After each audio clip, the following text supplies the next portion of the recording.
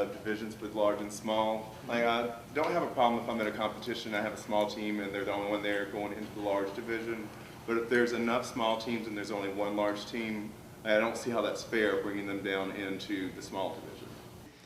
I can be honest with you and say the number one problem we have in this industry, whether you want to agree or not, is competition. Yes. It's competition, guys. I would love to get rid of a number of things so we can have more force people together.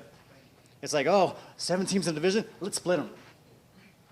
What, are you afraid to get fourth? Right. Step up. Drives me crazy. And y'all, it's you want to find out what's hurting this industry? That's what's hurting this industry. Splitting them out, all these divisions, all these ages, all this. Oh, well, we need a division for left-handed girls. No, we don't. No, we don't. Need to step up. Yeah, I'm left-handed, honey. I got the love for you right here. You know what I mean? We need to find ways to get them together, and that was the first goal in doing that. I think what we're running into is we create new divisions, which creates less competition, and that's what we got to figure out to get rid of the cheer recital, so to speak. You know, we came up with 4.2 to make some senior age level 2 kids happy when we possibly could have just adjusted the rules in level 2 and created more competition without creating a whole nother division. And years ago it looked simple of, well, let's just combine small and large and we'll have more competition, but I don't think that worked because it's not the same thing. And I've seen it on both sides.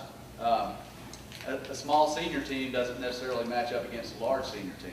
Whereas on the youth level, it may be easier to win with that small team because it's easier to clean up 20 little kids than it is 36 little kids. So it has its advantages and disadvantages on both sides. If there's only one small team in, like, say, the level 3 or 4 division, you know, they do compete against, you know, the large teams, but not let a large team compete against, like, 4 other small teams if they're the only one. Let's figure out how to fill out these divisions. I'm not saying we need to get rid of any divisions. We got them, so it's hard to get rid of stuff.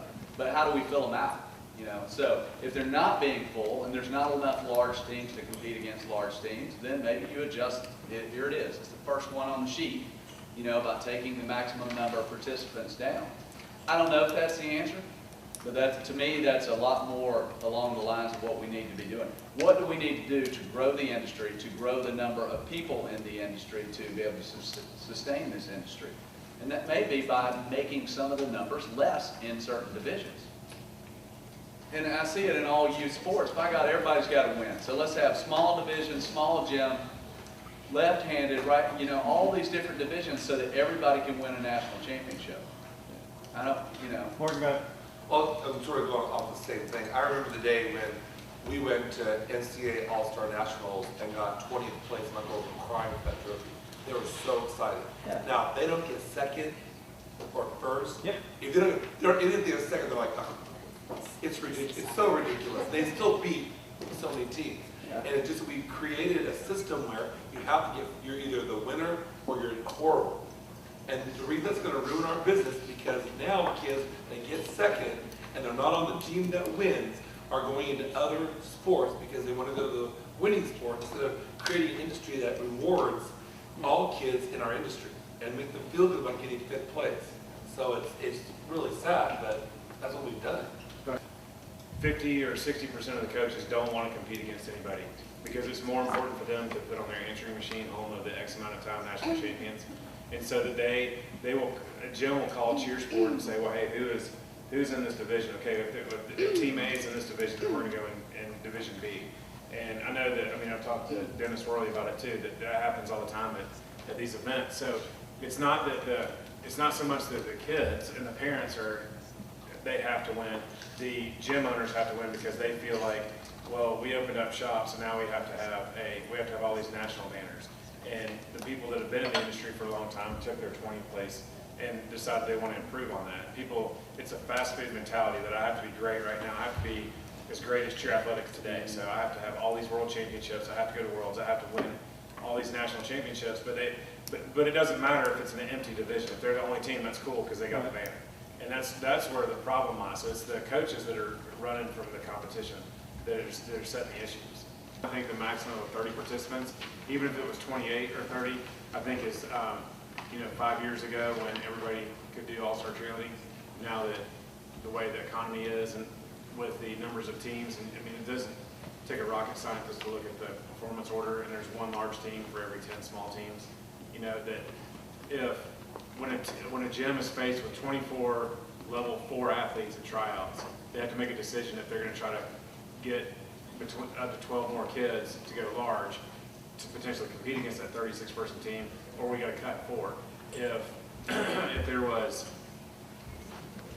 a max of 28 or 30, then the difference of 24 to 30 is not that big, and they can get 4 more kids to be in that realm of competing with those teams.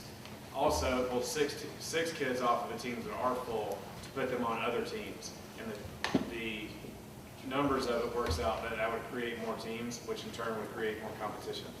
My thought on that is that it's a good suggestion.